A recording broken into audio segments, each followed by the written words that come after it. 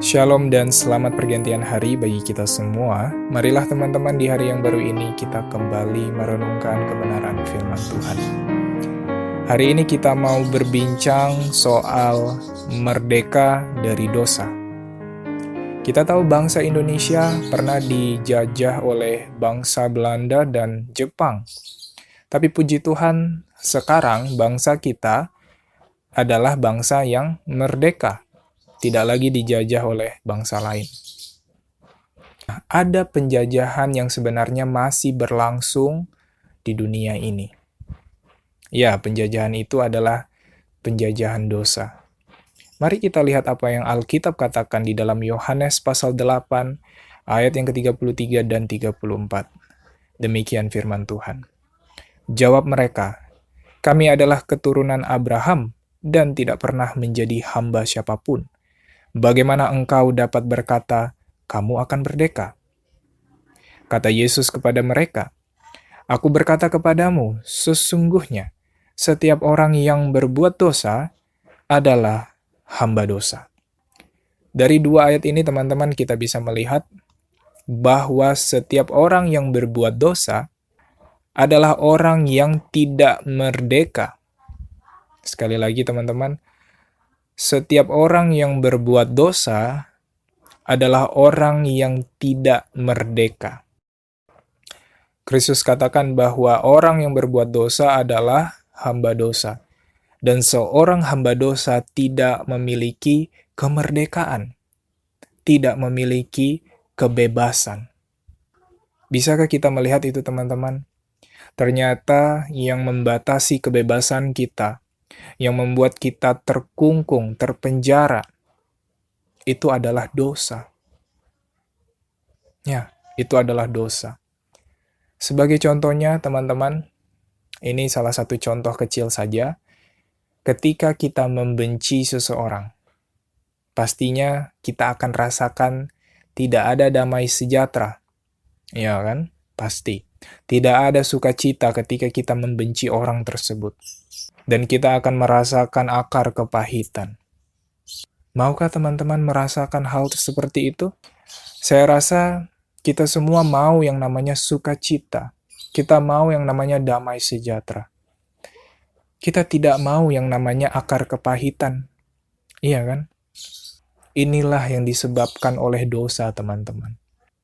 Bayangkan ketika kita setiap hari membenci orang, maka setiap hari juga kita tidak merasakan damai sejahtera. Setiap hari juga kita tidak merasakan sukacita. Setiap hari juga kita merasakan akar kepahitan. Namun teman-teman, kita tidak perlu sedih. Ya, kita tidak perlu sedih.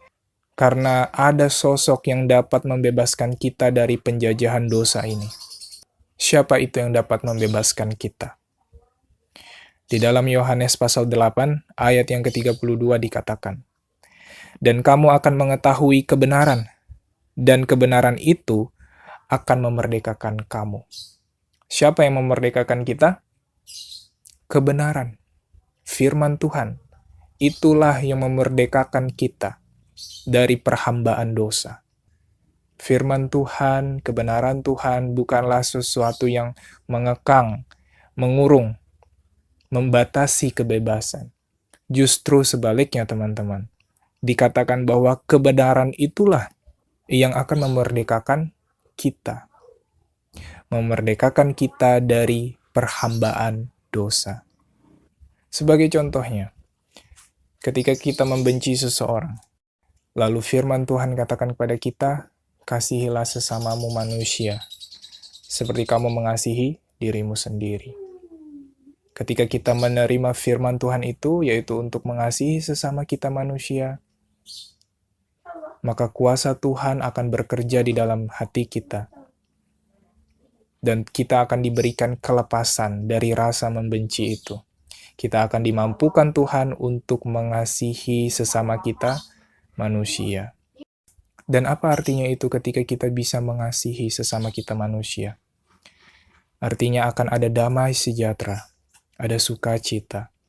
Yang tadinya mungkin kita membenci dan merasakan akar kepahitan, namun ketika kita sudah bisa mengasihi, dengan kuasa Tuhan. Tidak ada lagi yang namanya akar kepahitan yang kita rasakan. Inilah yang Tuhan sebut bahwa kebenaran itu akan memerdekakan kamu.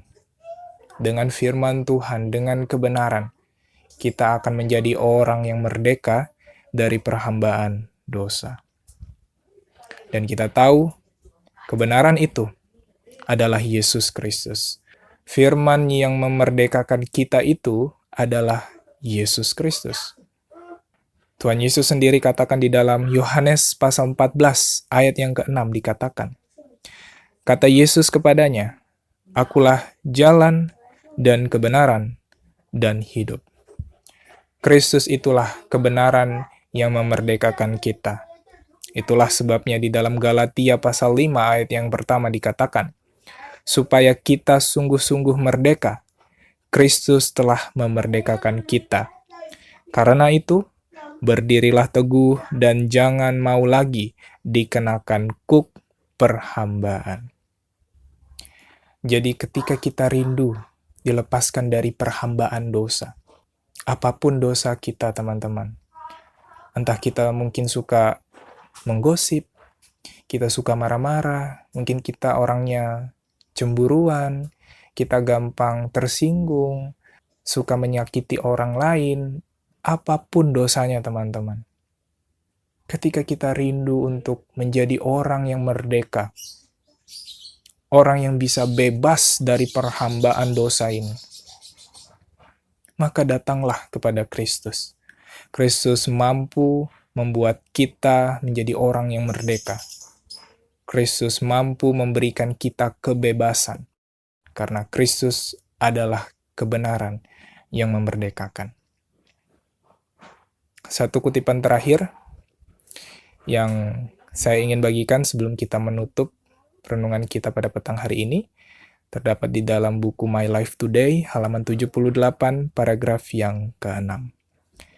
Penurutan kepada Tuhan adalah kemerdekaan dari perhambaan dosa, pembebasan dari nafsu dan dorongan manusiawi.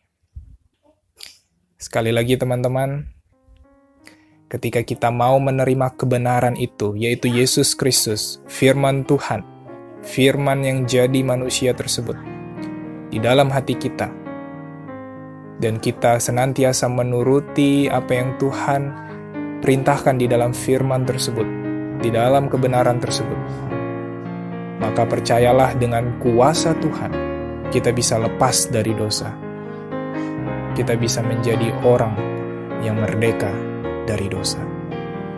Demikianlah renungan kita pada petang hari ini. Selamat pergantian hari dan Tuhan memberkati kita semua. Amin.